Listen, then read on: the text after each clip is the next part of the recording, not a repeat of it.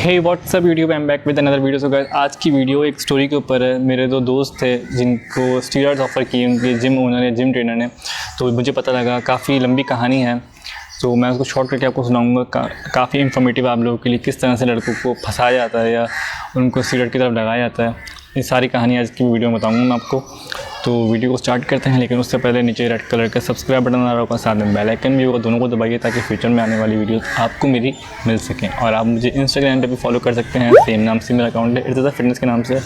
यहाँ साइड में आ रहा होगा, जाइए फॉलो कीजिए। अगर आपको कोई भी सवाल हो तो आप वहाँ मुझे DM करके पूछ सकते हैं। तो चलिए वीडियो को स्टार्ट करते हैं।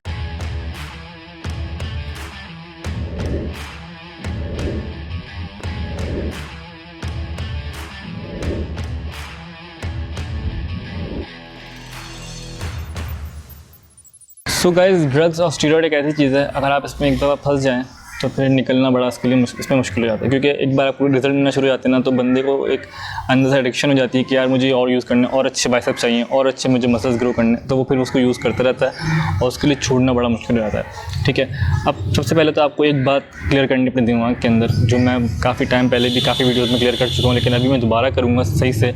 वो ये है कि जिम ओनर और जिम ट्रेनर में बहुत बड़ा फ़र्क है। अगर कोई बंदा जिम खोल के बैठ जाता है तो इसका मतलब ये नहीं कि वो जिम ट्रेनर है। हमारा सबसे बड़ा मसला ये है कि लोग जिम तो खोल लेते हैं लेकिन जिम ट्रेनर नहीं रखते, क्योंकि उनको सैलरी देनी पड़ती है। ज़्यादातर जगह पर यही मसला है।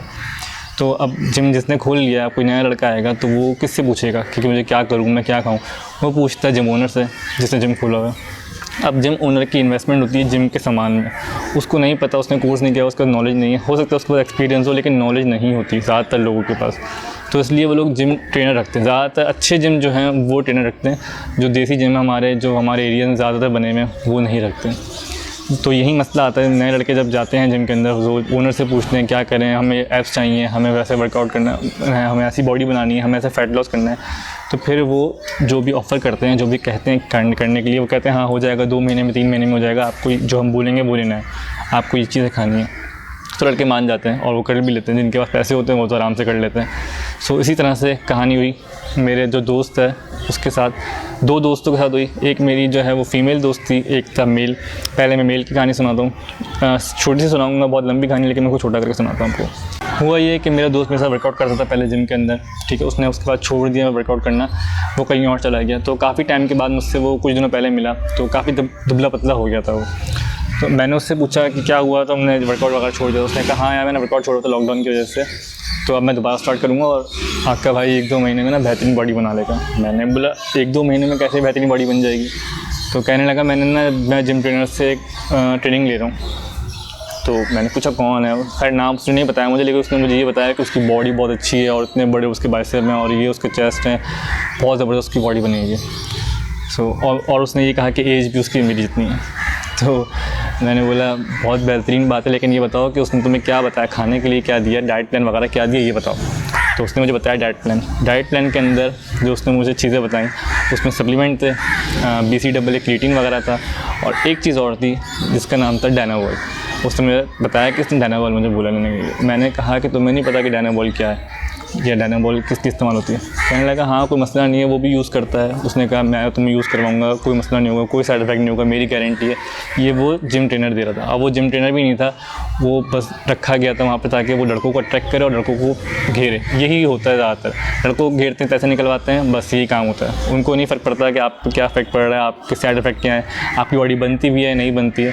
खैर स्टीरॉयड लेने के बाद तो चेंजेस आ ही जाते हैं, लेकिन और लोग भी खुश आते हैं कि क्या बात है यार, उसने मुझे ज़बरदस्त चीज़ दी और मेरी बॉडी बन गई है।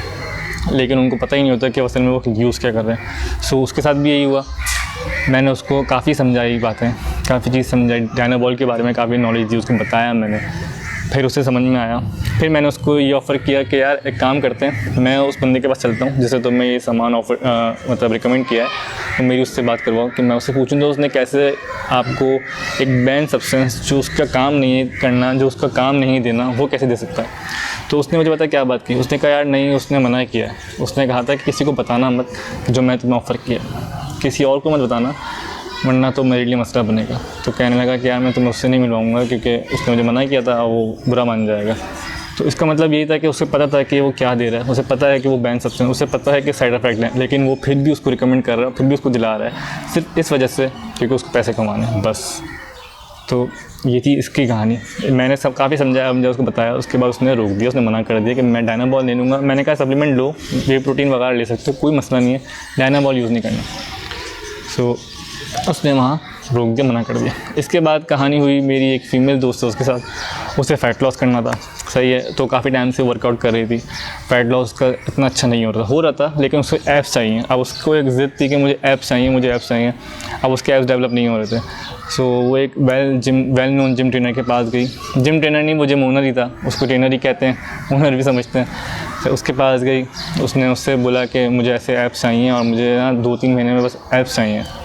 उसने कहा कोई मसला नहीं है, क्योंकि ज़ाहिर है जो पैसे कमाने बैठा है वो तो यही बोलता है कोई मसला नहीं है, हो जाएगा, 2 महीने में ज़बरदस्त ऐप्स बना देंगे आपके। उसने वो भी खुश कि ठीक है 2 महीने में ऐप्स आ जाएंगे, उससे अच्छा और क्या होगा।